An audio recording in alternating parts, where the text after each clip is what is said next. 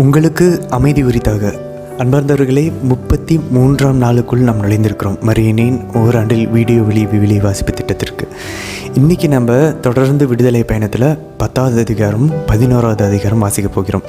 நம்ம நேற்று கடைசியாக 7வது கொள்ளை நோயோடு நிறுத்தினோம். என்னென்ன கொள்ளை நோய் இருக்குதுன்னு சொல்லி நமக்கு ஞாபகம் இருக்கா? நைல் நதியை ரத்தமாக மாற்றினது, அதுக்கப்புறம் அதுலேருந்து தவளைகள் வந்தது, அதுக்கப்புறம் கொசுக்கள் வந்துச்சு, அதுக்கப்புறம் ஈசல்கள் வந்துச்சு, அதுக்கப்புறம் அந்த சின்னதெல்லாம் பத்தலன்னு சொல்லிட்டு 6வது கால்நடைகள் எல்லாம் கொள்ளை நோயில் இருந்தது, 7வது அந்த கல்மழை பொழிந்தது. இது எல்லாமே நம்ம பார்த்துட்டோம். இன்றைக்கி 8வது மற்றும் 9வது நம்ம பார்க்க போகிறோம். 10வது கொள்ளை நோய்க்கு அதாவது அந்த தலைப்பேர் மகன்கள் எல்லாம் எகிப்தியர்களுடைய தலைமகன்கள்லாம் கொல்ல போகிறது தான் 10வது. இன்றைக்கி 8வது 9வதும் நம்ம 10வது அதிகாரத்தில் பார்க்க போகிறோம். 8வது 9வது கொள்ளை நோய். அதுக்கப்புறம் 11வது அதிகாரத்தில் ஆண்டவர் எச்சரிப்பார். ஏன்னா குழந்தைங்களை, அந்த தலை பிள்ளைகளை கொல்ல போகிறார் இல்லை, அதனால் இது வேண்டாம், இதை என்னை செய்ய வைக்காதீங்கன்னு சொல்லி பார்வோன்னா ஆண்டவர் 11வது அதிகாரம் ஃபுல்லாக மோசேவையும் ஆரோனையும் அமைச்சு எச்சரிப்பார், மனம் திரும்புங்க அப்படின்னு சொல்லி. அதை நம்ம இன்றைக்கி 11வது சாப்டரில் பார்க்க போகிறோம்.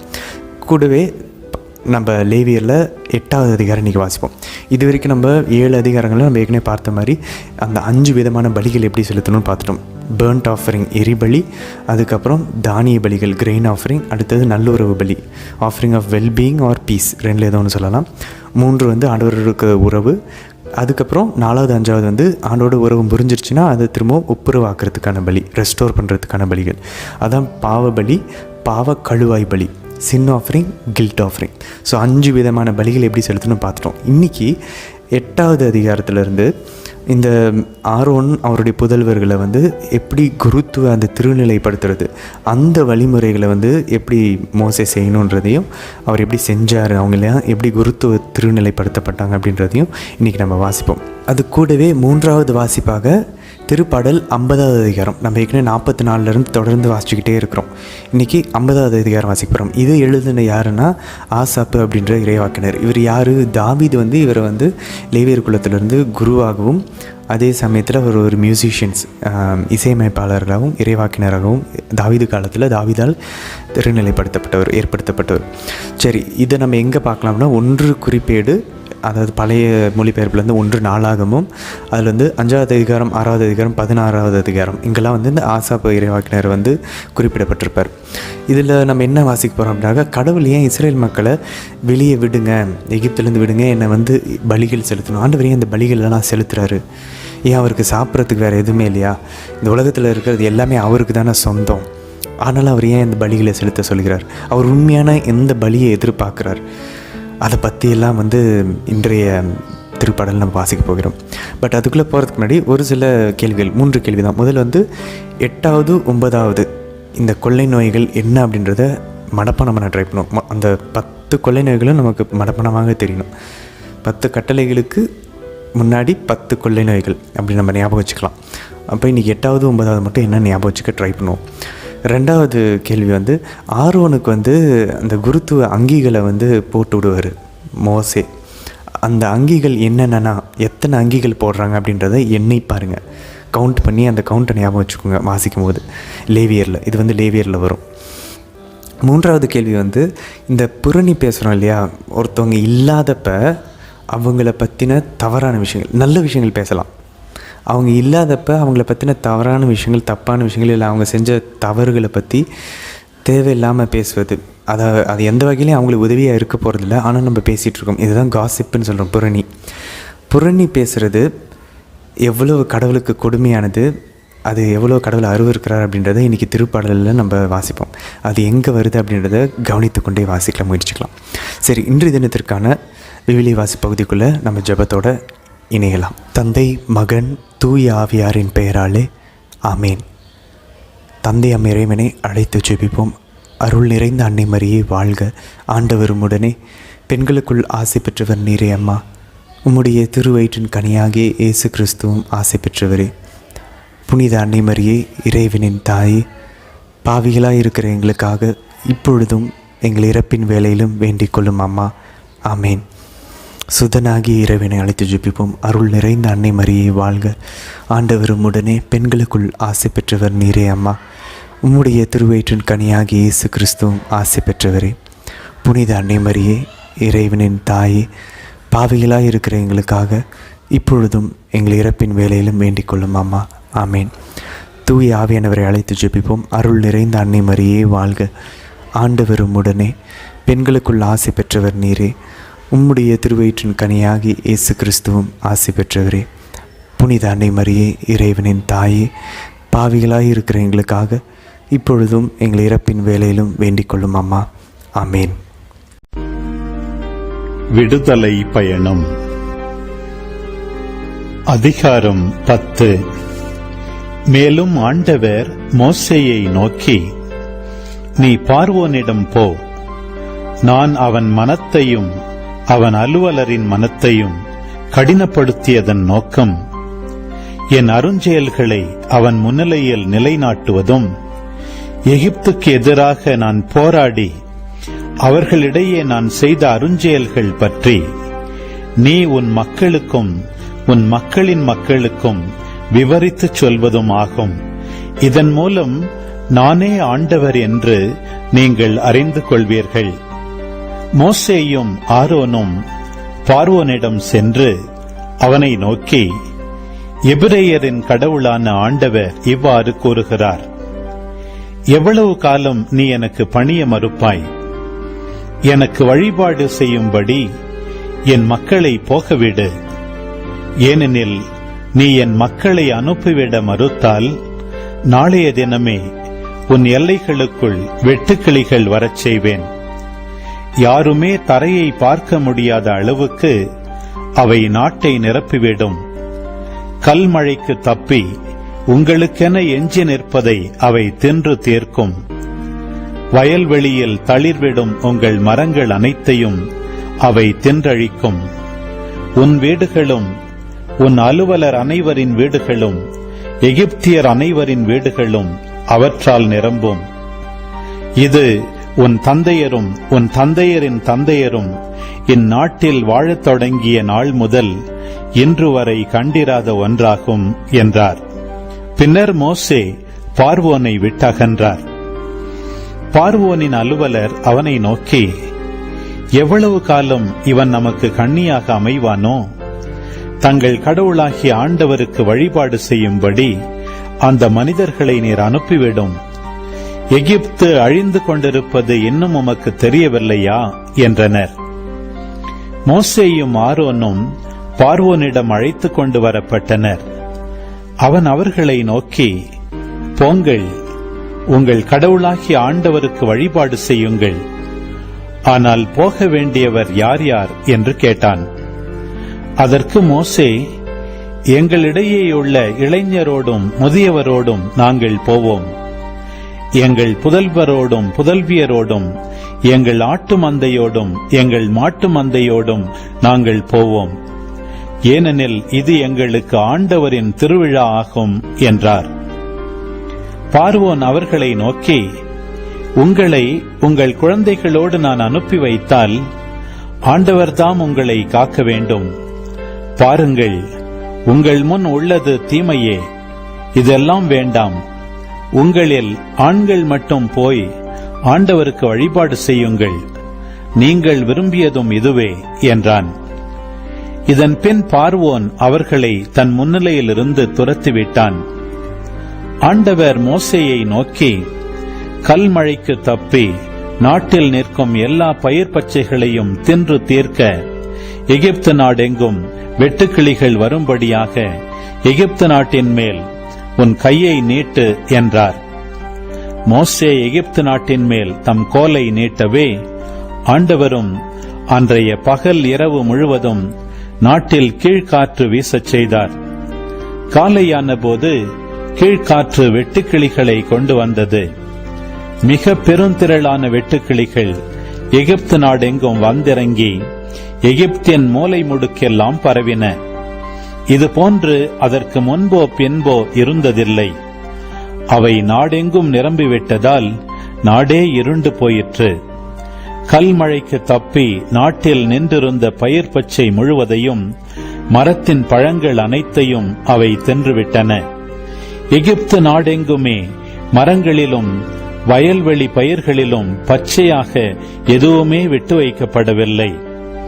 பார்வோன் மோசேயையும் ஆரோனையும் அவசரமாக அழைத்து அவர்களை நோக்கி, உங்கள் கடவுளாகிய ஆண்டவருக்கு எதிராகவும் உங்களுக்கு எதிராகவும் தவறு செய்துவிட்டேன். இந்த ஒரு முறையும் என் பிழையை பொறுத்துக் கொண்டு இந்த சாவையும் என்னிடமிருந்து அகற்றிவிடும்படி உங்கள் கடவுளாகிய ஆண்டவரிடம் வேண்டிக் கொள்ளுங்கள் என்றான். மோசேயும் பார்வோனிடமிருந்து அகன்று ஆண்டவரிடம் மன்றாடினார். ஆண்டவரும் மிக வலுவான மேல் காற்று வீசச் செய்தார். அது வெட்டுக்கிளிகளை வாரிக்கொண்டு அவற்றை செங்கடலில் வீசி எறிந்தது.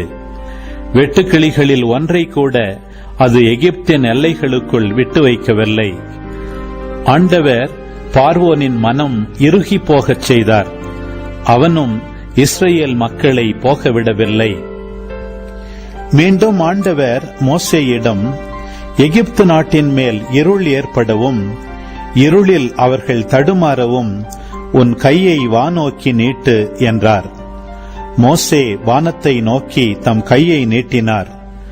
3 நாள்களாக எகிப்து நாட்டை காரிருள் கவி இருந்தது. 3 நாள்களாக ஒருவரை ஒருவர் பார்க்க முடியவில்லை. தான் அமர்ந்த இடத்திலிருந்து எவனும் எழும்பவும் இல்லை. மாறாக இஸ்ரேல் மக்கள் அனைவருக்கும் அவர்கள் உறைவிடங்களில் வெளிச்சம் இருந்தது.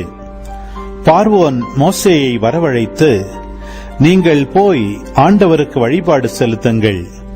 உங்கள் ஆட்டு மந்தையையும் மாட்டு மந்தையையும் மட்டும் விட்டுச் செல்லுங்கள். உங்களுடன் உங்கள் குழந்தைகளும் கூட போகலாம் என்று சொன்னான். அதற்கு மோசே, எங்கள் கடவுளாகிய ஆண்டவருக்கு நாங்கள் செலுத்துவதற்கான பலிகளையும் எரிபலிகளையும் எங்கள் கையில் விட்டுவிடும். எங்கள் கால்நடைகள் எங்களோடு வரவேண்டும். ஒன்று கூட இங்கே தங்கலாகாது. எங்கள் கடவுளாகிய ஆண்டவருக்கு வழிபாடு செலுத்த தேவையானதை நாங்கள் அவற்றிலிருந்து எடுத்துக்கொள்வோம். ஆண்டவருக்கு எப்படி வழிபாடு செலுத்துவோம் என்று நாங்கள் அங்கு செல்லும் வரை எங்களுக்கே தெரியாது என்றார். ஆண்டவர் பார்வோனின் மனம் இறுகி போகச் செய்ததால் அவன் அவர்களை போகவிட விரும்பவில்லை. பார்வோன் மோசேயை நோக்கி, என்னிடமிருந்து போய்விடு. இனிமேல் நீ என் முகத்தில் விழிக்காதபடி பார்த்துக்கொள். ஏனெனில் என் முகத்தில் விழிக்கும் நாளில் நீ சாவாய் என்றான். அதற்கு மோசே, நீர் கூறியதற்கேற்ப நான் இனிமேல் உம் முகத்தில் விழிக்கப் போவதில்லை என்றார்.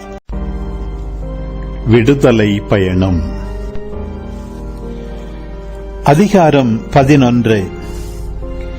மேலும் ஆண்டவர் மோசேயை நோக்கி, பார்வோன் மேலும் எகிப்தின் மேலும் இன்னும் ஒரு கொள்ளை நோய் வரச் செய்வேன். அவன் உங்களை முற்றிலும் போக விடுவதோடு இங்கிருந்து உங்களை துரத்தி விரட்டி விடுவான். எனவே மக்கள் கேட்கும்படி அறிவியுங்கள். ஒவ்வொருவனும் தனக்கு அடுத்திருப்பவனிடமிருந்தும் ஒவ்வொருத்தியும் தனக்கு அடுத்திருப்பவளிடமிருந்தும் வெள்ளி அணிகலன்களையும் தங்க அணிகலன்களையும் கேட்டு வாங்கிக் கொள்ளட்டும் என்றார். எகிப்தியருக்கு இம்மக்கள் மேல் நல்லெண்ணம் உண்டாகச் செய்தார் ஆண்டவர். மேலும் மோசே எகிப்து நாட்டில் பார்வோனின் அலுவலர் முன்பும் குடிமக்களின் முன்பும் மிக பெரியவராக திகழ்ந்தார். மோசே பின்வருமாறு அறிவித்தார். ஆண்டவர் கூறுவது இதுவே: நள்ளிரவு வேளையில் நானே எகிப்தின் நடுவே புறப்பட்டுச் செல்வேன். அப்போது எகிப்து நாட்டில் அரியணையில் வீற்றிருக்கும் பார்வோனின் தலைமகன் முதல் மாவரைக்கும் கற்களுக்கு பின் அமர்ந்திருக்கும் அடிமை பெண்ணின் தலைமகன் வரை உள்ள முதற்பேறு அனைத்தும் விலங்குகளின் ஆண்பால் தலையீற்று அனைத்தும் இறந்து விடுவர். இதுவரை இருந்திராததும் இனி இருக்க போகாததுமான பெரும் புலம்பல் எகிப்து நாடெங்கும் கேட்கும். இஸ்ரேல் மக்கள் அனைவரையும் பொறுத்தமட்டில் அங்குள்ள மனிதர் முதல் விலங்கு வரை எவருக்குமே எதிராக எந்த நாயும் குறைக்காது. இதனால் ஆண்டவர் எகிப்தியரையும் இஸ்ரேலரையும் வேறுபடுத்தி செயலாற்றுகிறார் என நீங்கள் உணர்ந்து கொள்வீர்கள். அப்போது உன் பணியாளர்களாகிய இவர்கள் எல்லோரும் எனக்கு பணிந்து என் முன் தலை வணங்கி நின்று உம்மை பின்பற்றும் மக்கள் அனைவரோடும் நீர் வெளியேறிவிடும் என்று கூறுவர். அதன் பின் நான் வெளியேறிச் செல்வேன். இதன் பின் பொங்கிய சினத்தோடு மோசே பார்வோனை விட்டகன்றார். அப்போது ஆண்டவர் மோசேயை நோக்கி, பார்வோன் உனக்கு செவிசாய்க்க மாட்டான். எகிப்து நாட்டில் என் அருஞ்செயல்கள் பெருகிட இது ஏதுவாகும் என்றுரைத்தார். மோசேயும் ஆரோனும் இவ்வருஞ்செயல்கள் அனைத்தையும் பார்வோன் முன் செய்தனர். ஆண்டவர் பார்வோனின் மனம் இறுகிவிடச் செய்ததால் அவன் இஸ்ரேல் மக்களை தன் நாட்டிலிருந்து போகவிடவில்லை. லேவியராகமம் அதிகாரம் 8. ஆண்டவர் மோசேயிடம், நீ ஆரோனையும் அவனுடன் அவன் புதல்வரையும் வரவழைத்து உடைகளையும் திருப்பொழிவு எண்ணெயையும் பாவம் போக்கும் பலிக்காக ஒரு காளையையும் 2 ஆட்டுக்கிடாய்களையும் மற்றும் ஒரு கூடையில் புளிப்பற்ற அப்பங்களையும் கொண்டு வரச் செய். மக்கள் கூட்டமைப்பு முழுவதையும் சந்திப்பு கூடார நுழைவாயிலின் முன் கூடி வரச் செய் என்றார். மோசே தமக்கு ஆண்டவர் கட்டளையிட்டபடி செய்தார்.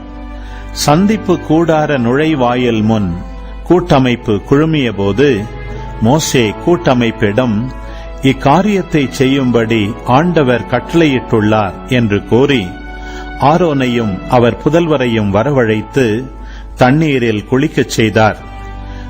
உள்ளங்கியை உடுக்கச் செய்து இடைக்கச்சையை கட்டி மேலங்கியை அணிவித்து ஏப்போதை அவர் மேல் போட்டு ஏப்போதின் கைவண்ண பட்டையை அவருக்கு கட்டி மார்பு பட்டையை அவருக்கு அணிவித்து அதில் ஊரிம் தும்மிம் ஆகியவற்றை வைத்து தலையில் பாகை அணிவித்து பாகையின் மேல் முன்பக்கம் புனித பொன்முடியான பொற்பட்டத்தை கட்டினார்.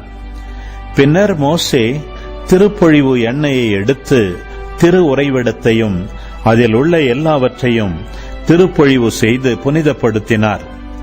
திருப்பொழிவு எண்ணெயில் கொஞ்சம் எடுத்து பலிபீடத்தின் மேல் 7 முறை தெளித்து பலிபீடத்தையும் அதன் அனைத்து கருவிகளையும் நீர்த்தொட்டியையும் அதன் தாங்கியையும் புனிதப்படுத்தும்படி திருப்பொழிவு செய்து ஆரோனின் தலையின் மேல் திருப்பொழிவு எண்ணெயில் கொஞ்சம் வார்த்து அவரை திருநிலைப்படுத்தும்படி அவருக்கு அருள் பொழிவு செய்தார். ஆண்டவரது ஆணைப்படி மோசே ஆரோனின் புதல்வரை வரவழைத்து அவர்களுக்கு கோடிட்ட உள்ளாடைகளை உடுத்துவித்து இடைக்கச்சைகளை கட்டி தலையில் பாகை அணிவித்தார். பின்னர் பாவம் போக்கும் பலிக்கான காளையை அவர் கொண்டு வந்தார். அதன் தலையின் மேல் ஆரோனும் அவர் புதல்வரும் தங்கள் கைகளை வைத்தனர். அது வெட்டப்பட்டது. மோசே அதன் இரத்தத்தில் சிறிது தம் விரலால் எடுத்து பலிபீடத்தின் கொம்புகளை சுற்றிலும் பூசி பலிபீடத்திற்காக பாவ கழுவாய் நிறைவேற்றி எஞ்சிய இரத்தத்தை பலிபீடத்தின் அடியில் ஊற்றி கரை நீக்க பலி செய்வதற்காக அதை புனிதப்படுத்தினார். ஆண்டவர் தமக்கு கட்டளையிட்டபடி குடல்கள் மேல் இருந்த கொழுப்பு முழுவதையும் கல்லீரலின் மேலிருந்த சவ்வையும் 2 சிறுநீரகங்களையும் அவற்றின் கொழுப்பையும் பலிபீடத்தில் மோசே எரித்தார். காளையின் தோலையும் இறைச்சியையும் சாணத்தையும் பாளையத்திற்கு வெளியே நெருப்பிட்டு கொளுத்தினார். பின்னர் அவர் எரிபலிக்கான ஆட்டுக்கிடாயை கொண்டு வந்தார். அதன் தலை மீது ஆரோனும் அவர் புதல்வரும் கைகளை வைத்தனர். அது வெட்டப்பட்டது. மோசே அதன் இரத்தத்தை பலிபீடத்தின் மேல் சுற்றிலும் தெளித்தார். ஆட்டுக்கிடாய் துண்டிக்கப்பட்டது. மோசே அதன் தலையையும் துண்டங்களையும் கொழுப்பையும் எரித்து குடல்களையும் தொடைகளையும் தண்ணீரால் கழுவிய பின் ஆட்டுக்கிடாய் முழுவதையும் ஆண்டவர் கட்டளையிட்டபடியே பலிபீடத்தின் மேல் எரிபலியாக எரித்தார். இது ஆண்டவருக்கு உகந்த நறுமணமிக்க நெருப்பு பலி. பின்னர் அவர் திருநிலைப்பாட்டுக்குரிய அடுத்த ஆட்டுக்கிடாயை கொண்டு வந்தார். அதன் தலை மீது ஆரோனும் அவர் புதல்வரும் கைகளை வைத்தனர். அது வெட்டப்பட்டது. மோசே அதன் இரத்தத்தில் சிறிது எடுத்து ஆரோனின் வலக்காது மடலிலும் வலக்கை பெருவிரலிலும் வலக்கால் பெருவிரலிலும் பூசினார்.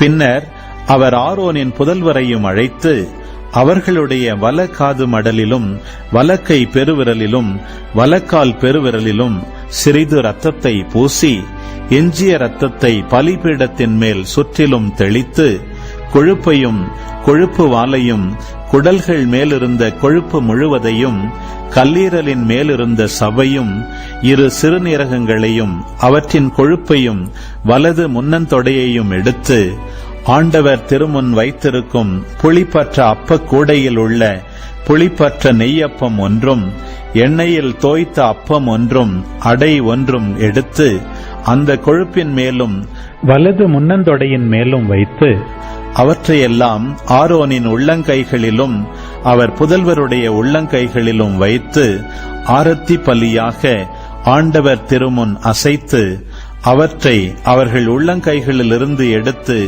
பலிபீடத்தின் மேல் இருந்த எரிபலியோடு எரித்தார். இது திருநிலைப்பாட்டு பலி.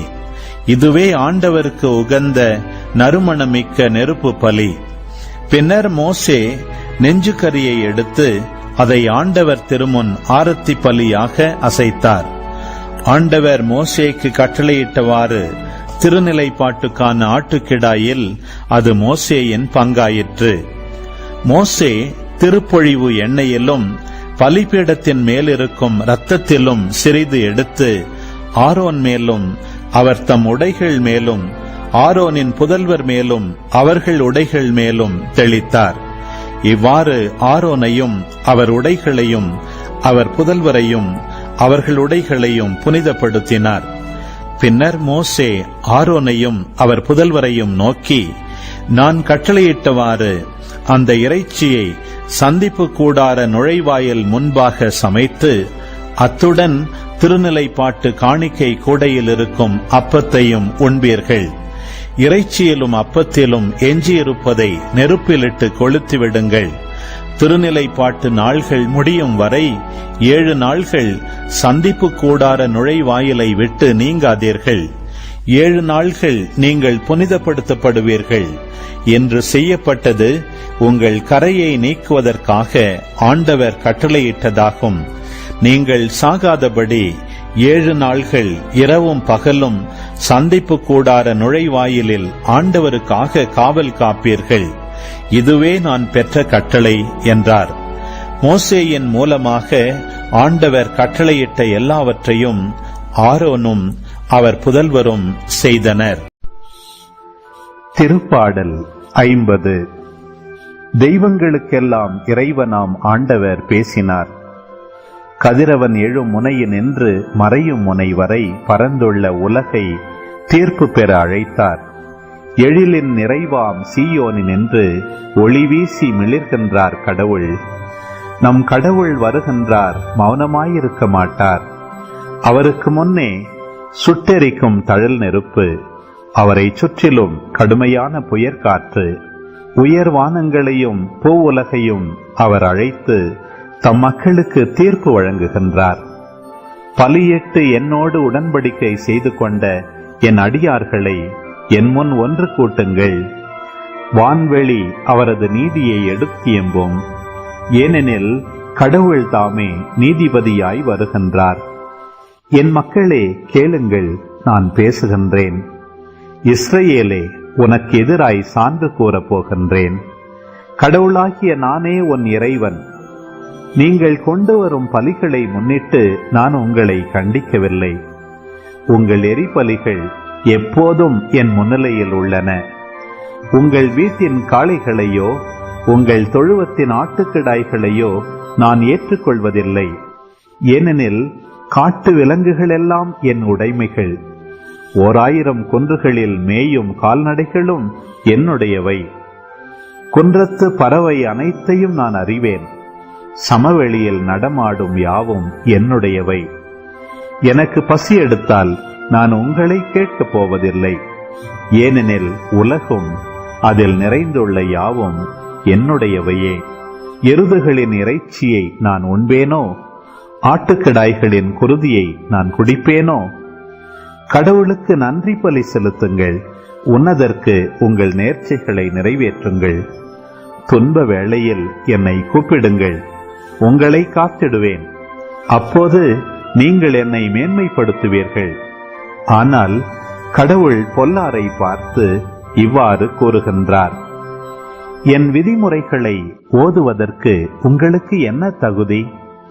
என் உடன்படிக்கை பற்றி பேசுவதற்கு உங்களுக்கு என்ன அருகதை? நீங்களோ ஒழுங்குமுறையை வெறுக்கின்றீர்கள். என் கட்டளைகளை தூக்கி எறிந்து விடுகின்றீர்கள். திருடர்களை கண்டால் அவர்களோடு விருப்புடன் சேர்ந்து கொள்கின்றீர்கள். கற்பு நெறி தவறியவர்களோடும் உங்களுக்கு உறவு உண்டு. உங்கள் வாய் உரைப்பது தீமையே, உங்கள் நா புனைவதும் பொய்மையே. உங்கள் சகோதரரை பற்றி இழிவாக பேசுகின்றீர்கள். உங்கள் தாயின் மக்களை பற்றி அவதூறு பேசுகின்றீர்கள். இவ்வாறெல்லாம் நீங்கள் செய்தும் நான் மௌனமாயிருந்தேன். நானும் உங்களை போன்றவர் என எண்ணிக்கொண்டீர்கள். ஆனால் இப்பொழுது உங்களை கண்டிக்கின்றேன். உங்கள் குற்றங்களை உங்கள் கண்முன் ஒவ்வொன்றாய் எடுத்துரைக்கின்றேன். கடவுளை மறந்தோரே, இதை கண்டுணருங்கள். இல்லையேல் நான் உங்களை பீறி போடுவேன். உங்களை விடுவிக்க யாரும் இரார். நன்றி பலி செலுத்துவோர் என்னை மேன்மைப்படுத்துவர். தம் வழியை செம்மைப்படுத்துவோர் கடவுளாம் நான் அருளும் மீட்பை கண்டடைவர். ஆமேன். ஆண்டவரே, இந்த நாளுக்கான உம்முடைய இந்த வார்த்தைகளுக்காக நன்றி செலுத்துகிறோம் அப்பா. நீர் எங்களிடமிருந்து விரும்புவது நன்றி பலிகள். இவ்வளவு அடையாளங்களும் அற்புதங்களும் இஸ்ரேல் மக்களுக்கு காட்டி நீங்கள் அவங்கள எவ்வளோ அன்பு செய்கிறீங்கன்றதை நீங்கள் காட்டுறீங்க. அதே மாதிரி பாவம் செய்கிறவர்களை எவ்வளவு நீங்கள் தண்டிப்பீங்க அப்படின்றத உங்களை நீதியையும் நாங்கள் தெரிஞ்சுக்கிறோம். ஆண்டவரே, நாங்கள் உங்களுக்கு அஞ்சி உங்களுக்கு அன்பு செய்து தீமையை விட்டு விலகி நன்மை செய்து நீதிமான்களாக நேர்மையாளர்களாக மாசற்றவர்களாக வாழக்கூடிய அருளை தந்துள்ளோம் அப்பா. ஆமாம், நாங்கள் வழி தவறி போகும்போது எப்படி மோசேவும் ஆரோனும் இஸ்ரேல் மக்களை வழி நடத்தினாங்களோ அதே போல் நாங்கள் ஆவியானவருடைய குரலை கேட்காமல் திரும்பும்போது எங்கள் கூட இருந்து அவர் சொல்வதை செய்ய எங்களுக்கு கற்றுத்தாங்கம்மா. எங்கள் கைகளை பிடித்து நடத்தியறலும்மா இந்த நாள் முழுதும். தந்தை, மகன், தூய ஆவியாரின் பெயராலே ஆமேன். அன்பார்ந்தவர்களே, இன்றைய தினத்திற்கான அந்த 3 கேள்விகளுக்கான பதிலை பார்ப்போம். 8வது 9வது கொள்ளை நோய்கள் என்ன அப்படின்னு சொல்லி நம்ம கேட்டிருந்தோம். இன்றைக்கி பார்த்த 8வது கொள்ளை நோய் எதெல்லாம் அந்த கல்மழை மிச்சம் விட்டுருந்துச்சோ அதையெல்லாம் ஆண்டவர் அந்த கொஞ்சத்தையும், அதாவது உயிர் வாழ்கிறதுக்கு தேவையான கொஞ்சம் பயிர்களை விட்டுருந்தார்.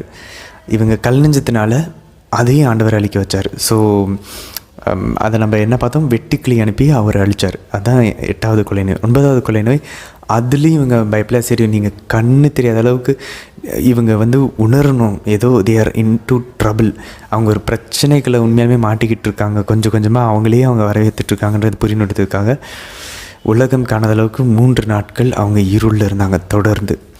ஸோ இதுதான் அந்த 9வது வாதம், 9வது கொள்ளை நோய், ஆண்டவருடைய அந்த தண்டனை தீர்ப்பு, நீதி தீர்ப்புன்னு சொல்லலாம். சரி, இது ஒரு பக்கம் இருக்க. 2வது கேள்வி, அந்த ஆரோனுக்கு என்னென்ன உடைகள் வழங்கப்பட்டது அப்படின்னு சொல்லி நம்ம பார்த்தோம். 5 விஷயங்கள் மோசே ஆரோனுக்கு போடக்கூடிய 5 ஆடைகள் நம்ம பார்க்கலாம். முதல் பார்த்தோன்னாக்க இடைக்கச்சை. அதே தான் நம்மளுடைய கத்தோலிக்க திருச்சபையிலையும் நம்ம திருப்பலி நிறைவேற்றும் போது குருக்கள் போடுறாங்க. இடைக்கச்சை எதை குறிக்கிறது? அவர்களுடைய கற்பு நெறியும் சுய கட்டுப்படும் சுய ஒழுக்கமும், செல்ஃப் டிசிப்ளின், சாஸ்டிட்டி, இதை குறிக்கக்கூடியது அந்த இடைக்கச்சை. கற்பு நெறியில் தவறாதவர்கள் அப்படின்னு. அடுத்தது கத்தோலிக்க குருக்கள் என்ன போடுவாங்க? நம்ம குருக்கள் அம்மீஸ் போடுவாங்க. அம்மீஸ் நம்ம பார்த்தோன்னா அது ஒரு ரெக்டாங்கிள் ஷேப்பில் ஒரு துணி, அதை அவங்களோட தலைமையில் போட்டு ஒரு ஜபத்தை எல்லா ஆடைகளை அணிகிறதுக்கு முன்னாடியும் அவங்க ஒரு ஜெபிக்க வேண்டிய ஜபங்கள் இருக்குது. அது நம்ம பாரம்பரிய நம்ம கத்தோலிக்க திருச்சபையில் அந்த ஜபங்கள் இருந்துச்சு. அந்த ஜபங்களை ஜெபிச்சுக்கிட்டு தான் போடணும். இப்போ இடைக்கச்சை கட்டும்போது அவங்க கற்பு நெறியும் அவங்களுடைய சுய கட்டுப்பாடும் ஒழுக்கத்தையும் அவங்க அதில் வேண்டி ஜெபிப்பாங்க. அடுத்தது இந்த அம்மீஸ் போடும்போது அவர்கள் சோதனையிலிருந்து பாதுகாக்கப்பட வேண்டி ஜெபித்து கொண்டே அந்த அவங்களுடைய ஷோல்டர் மேலே, அவங்களுடைய தோள்பட்டையின் மேலே போடக்கூடிய ஒரு ஆடை இருக்கும் அமீஸ். அதுக்கு அடுத்தது ஆல்பு போடுறாங்க. ஆல்பு எதுக்கு? அவங்களுடைய பரிசுத்தத்தை, பியூரிட்டியும் அவங்களுடைய ஞானஸ்தானத்தையும் குறிக்கக்கூடியது ஆல்புன்ற அந்த வெள்ளை அங்கி. அதுக்கு மேலே நம்ம ஸ்டோல் போடுறதை பார்க்கலாம். ஸ்டோர் அவங்களுடைய குருத்துவத்தினுடைய அதிகாரத்தை குறிக்கக்கூடியது.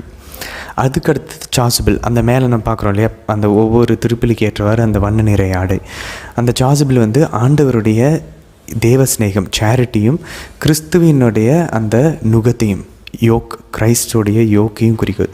ஆண்டவருடைய நுகத்தையும் ஆண்டவருடைய தேவ ஸ்நேகத்தையும் சேரிட்டியும் குறிக்கக்கூடியது அந்த சாசிபிள். இப்படி இந்த 5 விஷயங்களை நம்ம கத்தோலிக்க குருக்கள் போடுறாங்க இல்லையா, அதுக்கு இணையாக நேரடியாக ஒத்து போகாது. பட் அதுக்கு இணையாக இங்கே நம்ம பார்த்துட்டோம் ஏற்கனவே இடைக்கச்சையை வந்து மோசே ஆரோனுக்கு அணிவித்தார்னு. அடுத்து 2வது அதுக்கு மேலே ஒரு மேலங்கியை போடுகிறார்கள். 2வது. 3வது எப்போதுன்றது ஒரு ஆடை, அதுக்கு மேலே அந்த மேலாடைக்கு மேலே ஒரு ஆடை 3வது. 4வது எப்போதின் கைவண்ண பட்டையை அவருக்கு கட்டினார்ன்னு இருக்கும். ஸோ கைவண்ண எப்போது ஒன்று இருக்குது, ஒரு வண்ணமான நிறத்தில் இருக்கக்கூடிய எப்போது, அது வந்து 4வது. 5வது மார்பு பட்டை. ஸோ 5 ஆடைகளை அந்த ஆரோனுக்கு வந்து மோசே கொடுக்குறத நம்ம இங்கே பார்க்குறோம். அதுக்கு ஈக்குவலாக அதில் பாருங்கள், கைவண்ண அந்த ரத்தினக்கல்லாம் பதிச்சிருக்குமா.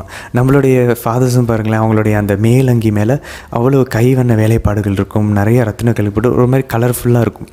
அது எல்லாமே இங்கேருந்து தான் அதனுடைய வேர்கள் இருக்குது. அதனால் யாராவது பிரிந்து போன சகோதரர்கள் கேட்டு நீங்கள் ஏன் எல்லாம் வந்து ரோமியர்கள் கலாச்சாரத்துலேருந்து எடுத்து பண்ணுறீங்க? இன்னும் இல்லை, நாங்கள் ரோமியர்களுடைய பிறனத்தரோட கலாச்சாரத்துலேருந்து எடுக்கல, பழைய ஏற்பாட்டிலேருந்து எடுத்துருக்குறோம். ஆண்டவர் ஏற்படுத்தி இருக்கிறார், அதை நாங்கள் செஞ்சிட்ருக்கோம் அப்படின்னு சொல்லி நம்ம பின்னே நம்ம விளக்கத்துலேயும் இன்னும் விரிவாக பார்க்கலாம். சரி, 3வது கேள்விக்கு போகலாம். 3வது கேள்வி, இந்த புரணி பேசுகிறது, காசிப், ஒருத்தவங்க இல்லாத பற்றி ஒருத்தவங்க இல்லாமல் அவங்கள பற்றி தவறாக பேசுகிறது. அவங்க முன்னாடி நம்ம சொல்லலாம், நீங்கள் இதெல்லாம் பண்ணிட்டீங்கன்னா, அதுவும் ரொம்ப அன்போடையும் மரியாதையோடையும் கனிவோடையும் நம்ம எடுத்து சொல்லலாம். அவங்க அதை கேட்பாங்க, அவங்களுக்கு அது உதவியாக இருக்கும் அப்படின்னா நம்ம எடுத்து சொல்லலாம். இல்லைன்னா அமைதியாக அவர்களுக்காக ஜெபிக்கலாம். இதுதான் நம்ம பண்ணணும்னு சொல்லி ஆண்டவர் எதிர்பார்க்குறாரு. அவங்க இல்லாதப்ப அவங்கள பற்றி பேசுறது, அவங்கள மேலே அவங்களுடைய மரியாதையும் சமூகம் அவங்க மேலே வைத்திருக்கக்கூடிய அந்த கண்ணியத்தையும் நம்ம குறைக்கிறோம். அது குறைக்கிறதுக்கு நம்ம யார்? அது அவங்க எவ்வளோ மோசமான விஷயத்தை செஞ்சிருந்தாலும் சரி, நம்ம அதை பண்ணக்கூடாதுன்னு சொல்லி ஆண்டவர் விரும்புகிறார். அதான் பாருங்கள், இன்றைக்கி திருப்பாடல் 50வது அதிகாரத்தில் நம்ம வாசிக்கிறோம். 20வது வசனத்திலேருந்து, நீங்கள் உட்காந்தி ஒன்று கூடி உங்கள் வாயிலிருந்து உங்கள் சகோதரரை பற்றி இழிவாக பேசுகிறீர்கள், உங்கள் தாயின் மக்களை பற்றியே அவதூறு பேசுகிறீங்க. நம்ம குறிப்பாக பாருங்கள், நம்ம ஒன்றா சேர்ந்து இன்னொருத்தவங்களை பற்றி பேசும்போது ஒரு இன்பம் வரும். அதை நம்ம நிறைய செஞ்சிகிட்ருக்கோம். ஆண்டவர் சொல்கிறார், எவ்வளோ கொடூரமாக சொல்கிறார் பாருங்கள். 21வது வசனத்தில், இவ்வளவெல்லாம் நீங்கள் செய்தும் நான் மௌனமாக இருந்தேன், நானும் உங்களை போன்றவர் என எண்ணிக்கொண்டீர்கள், ஆனால் இப்பொழுது உங்களை கண்டிக்கிறேன், உங்கள் குற்றங்களை உங்கள் கண்முன் ஒவ்வொன்றாய் எடுத்துரைக்கின்றேன் அப்படின்றார். அப்போ பாருங்கள், நம்ம அந்த மாதிரி பேசும்போது கடவுளுடைய கண்ணு நம்மளை பார்த்துட்ருக்கோம். நம்ம ஏற்கனவே பார்த்தோம் பாருங்கள், யோசேப்பு வந்து அந்த போத்திபாரனுடைய மனைவியோட தனியாக இருக்கும்போது, போத்திபாரன் மனைவியை பொறுத்த வரைக்கும் ஒருத்தர் தான், 2 பேர் தான் இருந்தாங்க. அந்த ஒருத்தர் கடவுளை அவங்களுக்கு தெரியல. ஆனால் யோசேப்பை பொறுத்த வரைக்கும் அந்த ரூமில், அந்த வீட்டில் 3 பேர் இருந்தாங்க. 3வது ஒரு ஆள் இருந்தார், அது ஆண்டவர். ஸோ நம்ம இந்த மாதிரி பேசும்போது இன்னொரு 2 கண்கள் நம்மை பார்த்து கொண்டிருக்கிறது, கடவுளுடைய கண்கள் அப்படின்றத நம்ம உணர்ந்து கொள்ள வேண்டும். அதனால் முடிஞ்சளவு இது வந்து மிகப்பெரிய ஒரு பிரச்சனையாக இருக்கிறது.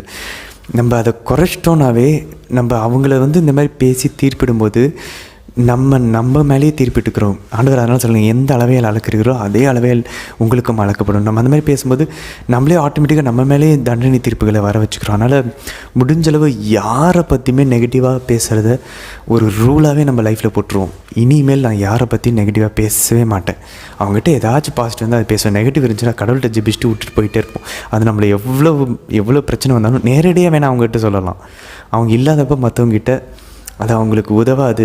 நம்ம சும்மா நம்மளோட டென்ஷனை ரிலீவ் பண்ணுறதுக்காக நம்ம அதை சொல்லணும்னு நம்ம நினச்சோன்னா அதை நம்ம தடுக்கணும். அந்த டென்ஷனை கடவுள்கிட்ட சொல்லி ரிலீவ் பண்ணலாம்.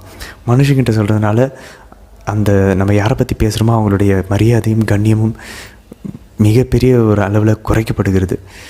அதனால் அதை நம்ம தவிர்க்க முயற்சி செய்யணும். அதுதான் இன்றைக்கி நம்ம இந்த திருப்பாடலேருந்து கற்றுக்கொள்கிறோம். சரி, இது ஒரு பக்கம் இருக்க, இன்றைய தினத்திற்கான ஒரு சில சுருக்கமான விளக்கங்களை நம்ம பார்க்கலாம்.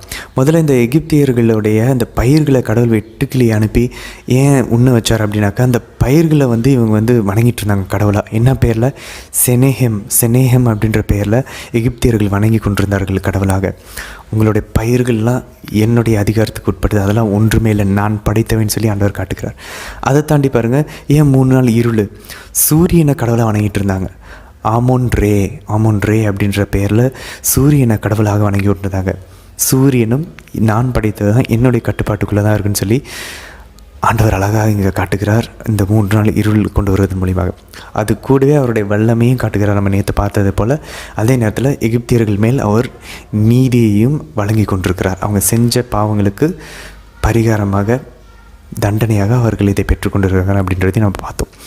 இன்றைக்கி இந்த 10வது அதிகாரத்தில் விடுதலை பயணத்தில் 2வது வசனத்தில் நம்ம பாருங்கள், ஆண்டவர் சொல்கிறார், இவ்வளவெல்லாம் நான் ஏன் பண்ணுறேன், ஏன்னா நான் செஞ்ச எகிப்தியர்களிடையே நான் செஞ்ச இந்த அரும் செயல்களை நீ உன்னுடைய பிள்ளைங்களுக்கும் உன்னுடைய பேர பிள்ளைங்களுக்கும் நீ விவரித்து சொல்லணும் அப்படின்றாரு. ஆக்சுவலாக இது நமக்கு ஒரு மிகப்பெரிய ஒரு பாடத்தை கற்றுத் தருகிறது. நம்மளுடைய குடும்பத்தில் நம்ம இந்த ஒரு கேள்வி மட்டும் யோசிச்சு பார்ப்போமே, நம்ம என்னென்ன பற்றி பேசுகிறோம், டியூஷன் போகிறத பற்றி பேசுகிறோம், படிப்பை பற்றி பேசுகிறோம், ஏதாவது வேலைக்கு பணம் சம்பாதிக்க, வீடு வாங்குறது, கார். நம்ம 24 மணி நேரத்தில் ஒரு நாளையில் எத்தனை முறை எவ்வளவு நேரம் கடவுளை பற்றி பேசுகிறோம்? இன்றைக்கி நீ பைபிள் படித்தா, இல்லை நீ கடவுள் எனக்கு இதெல்லாம் செஞ்சாருப்பா, கடவுள்ன்ற வார்த்தையவாது எத்தனை முறை நம்ம பயன்படுத்துகிறோம்? அப்புறம் நம்ம இப்படி பயன்படுத்தாமல் நம்ம பிள்ளைங்க மாசுக்குள்ளே வராமல் கோயிலுக்கு வெளியே நின்றுட்டுருக்காங்கன்னா, ஏன் அம்மா அப்பா நம்மளோட அம்மா அப்பாவோ, நம்ம நண்பர்களோ, நம்மளுடைய குடும்பத்தினர்களையோ நம்ம எத்தனை முறை கடவுள்ன்ற வார்த்தையவாது பயன்படுத்துகிறோம்? கடவுள் செஞ்சார், எனக்கு இதை செஞ்சார் தெரியுமா, எப்படியாச்சு? இப்படி அன்னை தெரசாவை பற்றி கம் பி மை லைட் அப்படின்ற புத்தகத்தில் சொல்லுவாங்க அவங்களுடைய சிஸ்டர்ஸு.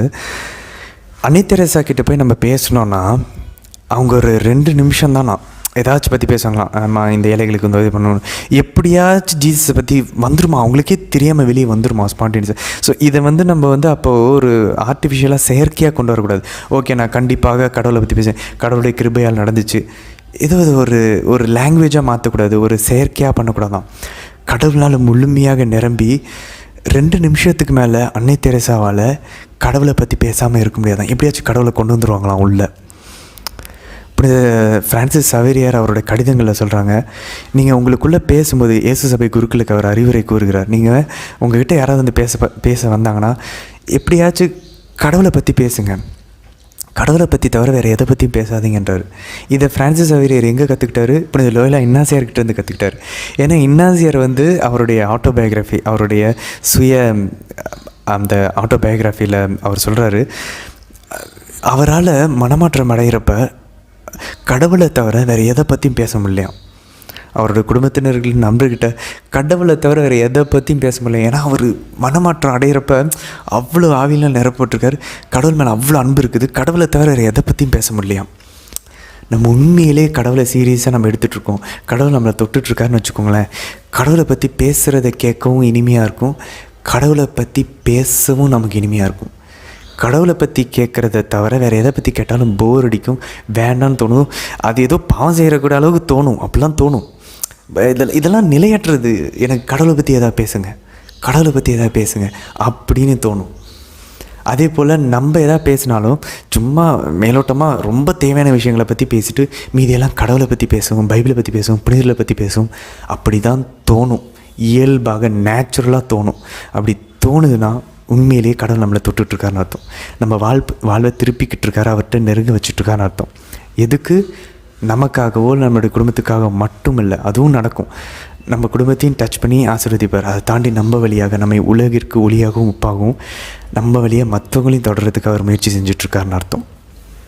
அதனால் இன்றைக்கி இந்த எகிப்தியர்கள் மத்தியில் ஆண்டவர் செஞ்ச இந்த அற்புதங்களை எப்படி ஆண்டவர் இஸ்ரேல் மக்களை அவங்க பிள்ளைங்களுக்கும் பேர பிள்ளைங்களுக்கும் சொல்லணும்னு நினைக்கிறாரோ அதே போல் நம்ம வாசித்தோம்.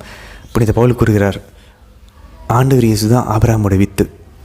ஆண்டவர் இயேசு கூட நம்ம ஞானஸ்தானத்தின் மூலியமாக, திருச்சபையின் மூலியமாக நம்ம இணைகிறோம், அவருடைய உடலாக நம்ம மாறுகிறோம், மறை உடலாக. அப்போ நம்மளும் ஆபிரகாமுடைய வழிமரபு, நம்மளும் இஸ்ரேல் மக்கள், புதிய இஸ்ரேல். அப்போ ஆண்டவர் நம்மக்கிட்டேயும் எதிர்பார்க்குறாரு, இந்த புதிய இஸ்ரேல், இந்த புதிய திருச்சபை, அதுக்காக நான் உயிரே விட்டுருக்கேன். வெறும் பலிகளை கேட்கல, அவரே பலியாக இருக்கிறார். அவரை பற்றி பைபிளிலேருந்து புனிதர்களை பற்றி பேசுவோமா? அவங்க அப்படி வாழ்ந்தாங்க, நம்ம இப்படி வாழலாமா அப்படி நம்ம பிள்ளைங்கிட்ட எடுத்து சொல்லுவோமா? சொல்லலைன்னா இளம் வயசில் அந்த பிள்ளைங்க கண்டிப்பாக இனி வரக்கூடிய காலம் ரொம்ப மோசமாக இருக்குது, ரொம்ப மோசமாக போய்ட்டு நம்ம பார்த்துட்ருக்கோம். ஃபெய்த்தை விட்டுருவாங்க. நம்ம தான் கடைசி ரெமனன்ஸ் அப்படின்னு சொல்லலாம். விசுவாசத்தினுடைய கடைசி நம்பிக்கை, கடவுளுக்கு இருக்கக்கூடிய கடைசி நம்பிக்கை நம்ம தலைமுறை தான். நம்ம நம்மளுடைய அடுத்த தலைமுறைக்கு இதை சொல்லி கொடுத்து அவங்கள பக்தியில் வளர்த்தலைன்னா காலையில் எந்திரிக்கும் போதும் நைட் தூங்கும் போதும் 3 அருளின் மாதிரி சொல்லி அந்த மூவேளை ஜெபத்தை சொல்லி சின்ன சின்ன ஜபங்கள், கோயிலை கிராஸ் பண்ணும்போது சிலுவை போடுறது, பிதாசுதன் போடுறது, புது ட்ரெஸ் போட்டால் அதை கொண்டு போய் ஆண்டவர்கிட்ட கொடுக்குறது, இப்படி கடவுளை வாழ்க்கையின் ஒவ்வொரு விஷயங்களிலும் நம்ம அவங்கள ஈடுபடுத்தலைன்னா they will leave the faith. திருச்சபை விட்டுட்டு போயிடுவாங்க, விசுவாசத்தை விட்டு இழந்து போயிடுவாங்க. அதனால் இது நமக்கு ஒரு மிகப்பெரிய எச்சரிக்கை. இன்றைக்கி நம்ம வாசித்த இந்த பகுதியிலேருந்து மூன்றாவது மோசே வந்து பார்வோன்ட்ட போய் சொல்லுவார், நீ இன்னுமா கடவுளுக்கு பணிந்து நடக்க, உன்னையே தாழ்த்திக்கிறதுக்கு நீ தயங்குற. 1 பேதுரு 5ஆவது அதிகாரம் 6ஆவது வசனம் சொல்லுது புதிய ஏற்பாட்டில், கடவுளின் வல்லமையான கரத்தின் கீழ் உங்களையே தாழ்த்தி கொள்ளுங்கள், அப்பொழுது அவர் ஏற்ற காலத்தில் உங்களை உயர்த்துவார் அப்படின்னு சொல்லி. இங்கே மோசையும் அதான் சொல்கிறார் பழைய ஏற்பாட்டில். கடவுளுக்கு உண்மையிலேயே நம்ம தாழ்த்திக்கிட்டோன்னா, அதாவது நம்ம நிறைய விஷயங்கள் நம்ம புனிதர்கள் என்ன சொல்கிறாங்கன்னா, இச்சைக்குரிய பாவங்களை விழுறதுக்கு காரணம் நம்மக்கிட்ட இன்னும் தாழ்ச்சி இல்லைன்றாங்க புனிதர்கள். பாருங்கள், தாழ்ச்சி இல்லாதனால தான் இச்சைக்குரிய பாவங்களை விழுகிறோமா. கடவுள் விடுறாராம், நம்ம தான் தேர்ந்தெடுத்து நம்ம தான் பண்ணுறோம். சாத்தானுக்கு நம்ம தான் ஓகே சொல்கிறோம், நம்ம தான் மனம் வந்து நம்மக்கிட்ட ஃப்ரீ வில் இருக்குது. ஆனாலும் கடவுள் நினச்சா தடுக்கலாம். ஆனால் அவர் ஏன் அதை அனுமதிக்கிறார்? ஏன்னா என்னால் பார்த்துக்க முடியும், நம்மளே கடவுளை ஆக்கிக்கிறோம். அதை நம்ம அடிபட்டு விழுந்து வெளியே எந்திரிச்சு வரும்போது நம்மளுடைய பாவங்களை, இவ்வளோ மோசமான பாவத்தை ஆண்டவர் மன்னிக்கிறார் தெரியும் போது தான் அவர் மேலே இருக்கக்கூடிய அன்பு நமக்கு அதிகரிக்கும். அதனால தான் நம்ம விழுவுறோம் அப்படின்னு சொல்லி புனிதர் சொல்கிறாங்க. ஆனால் நம்ம தாழ்ச்சி வளர்த்துக்கிட்டோன்னாவே இச்சைக்குரிய பாவங்கள்லேருந்து வெளியே வருவோம் அப்படின்றாங்க. தாழ்ச்சினா என்ன? ஓகே, என்னுடைய நிறைகள் குறைகள், என்னால் எவ்வளோ முடியும், என்னால் எவ்வளோ முடியாது. ஓகே, எனக்கு கடவுள் தேவை, அவர் நினச்சாதான் என்னை வெளியே விட்டு வர முடியும். அவருடைய அருள் இல்லாமல் என்னால் பாவம் செய்யாமல் இருக்க முடியாது. சரண்டர் ஆகி, ஆண்டவரே நான் இப்போ உணர்றேன், நீங்கள் எனக்கு தேவை ஆண்டவரே, எனக்கு உதவி பண்ணுங்கள், இதனால் எனக்கு உங்கள் மேலே இருக்கிற அன்பு விசுவாசம் அதிகரிக்கும். அப்படி அவர்கிட்ட சரண்டர் பண்ணணும். ஆட்டோமேட்டிக்காக எது நமக்கு தடையாக இருக்கோ, பிரச்சனையாக இருக்கோ, உணர்றேன் ஆண்டவரே, எல்லாமே ஒன்றும் என்னுடைய அறிவுனால் வந்துடாது, எல்லாமே என்னுடைய திறமையினால் வந்துடாது, அதிகாரத்தினாலையும் பணத்தினாலையும் என்னால் பண்ண முடியாதுன்னு இப்போ உணர்றேன் ஆண்டவரே, உங்ககிட்ட நான் சரணடைகிறேன். இது ஏதோ ஆண்டவர் நம்மளை வந்து அடக்கி ஆள்றாரு, அவர் பெரியவர் நம்ம சின்னவர் அப்படின்னு காட்டுறதுக்காக இல்லை. நாம் இருப்பதை போல் நம்மையே கடவுளோட கண்களுக்கு முன்பாக நம்மை பார்ப்பது தான் அந்த தாழ்ச்சி. நம்ம ஏற்கனவே பார்த்தோம், கொஞ்சம் கூட குறைவாகவும் இல்லை, கொஞ்சம் கூட அதிகமாகவும் இல்லை. அப்போது நம்மளால் எவ்வளோ முடியும் அப்படின்றத உணர்ந்து அதுக்கேற்ற மாதிரி பண்ணுறது தான் உண்மை, ட்ரூத், சத்தியம். நம்ம அதை விட்டுட்டு ஒரு மாய உலகத்தில் எதை வேணால் நம்ம பண்ணலாம், எதை வேணால் நான் செய்யலாம், கடவுள் எதுவும் கண்டுக்க மாட்டார், நான் எதை வேணால் பண்ணலாம், பாவத்தை கூட செய்யலாம், நான் நினச்சதெல்லாம் பண்ணலாம் அப்படின்னு நம்ம போகும்போது அது நம்மளுடைய அழிவுக்கு அது நம்ம இட்டு செல்லும். அதனால தான் கடவுள் நம்ம வந்து விழ வச்சு அதை புரிய வச்சு நம்மளை ஊதாரி மகனை போல் அந்த அறிவு தெளிவுக்கு கொண்டு வந்து நம்மளை அவருடைய வழியில் நடத்த, அந்த உண்மையின் வழியில் இதுதான் உண்மைன்னு உணர்ந்து, ஓகே இதுதான் ரியாலிட்டி, அதில் நம்ம நடத்துறதுக்காக கடவுள் நம்மளை அழைக்கிறார். அதனால் நம்மையும் தாழ்த்திக்கொள்ள, பார்வன் தாழ்த்த விட மாட்டான். அவனை உடலை வருத்தி கொண்டு நம்ம உபவாசம் இருந்து சின்ன சின்ன தியாகங்கள் செஞ்சு அந்த பார்வன், நமக்குள்ளே இருக்கிற அந்த உடல், சாத்தான், உலகம் என்ற அந்த பார்வன்களை அடக்கிறதுக்கு நம்ம முயற்சி செய்யணும். அதனால தான் புனிதர்கள் சாட்டையால் அடிக்கிற அளவுக்கு அவங்க போனாங்க. ஏன்னா அப்போ தான் அவன் அடங்குவான். இந்த 10 கொள்ளை நோயை அடித்தா தான் பார்வன், நமக்குள்ளே இருக்கிற பார்வனும் அடங்குவான், எகிப்தில் இருந்த பார்வனும் அடங்கினான். ஸோ இதை நம்ம கற்றுக்கொள்ளலாம். ஒரு பாயிண்டில் நம்மளால் முடியல அப்படின்னா ஃபாஸ்டிங் கையில் எடுத்தே ஆகணும், உபவாசம் எடுத்தே ஆகணும், முட்டி போட்டே ஆகணும், முட்டி வலியே கொடுத்தே ஆகணும், வேறு வழியே இல்லை. ஏன்னா அந்த ஜென்ம சுபாவம் இருக்குது பாருங்கள், நம்ம புத்திக்கு நம்மளுடைய உணர்வுகள், உடல் கீழ்ப்படியாது. அதனால் நம்ம ஆவிக்கு மாமிசத்தை கீழ்ப்படுத்தணும்னா மாமிசத்தை கொஞ்சம் துன்புறுத்தணும். அதனால தான் புனித பேதுரு கூறுகிறார், நீங்கள் வந்து ஊனுடலில் துன்புறுகிறவன் பாவத்தை வென்று விடுகிறான் அப்படின்னு சொல்லி நம்ம பேதுருனுடைய கடிதங்களில் வாசிக்கிறோம்.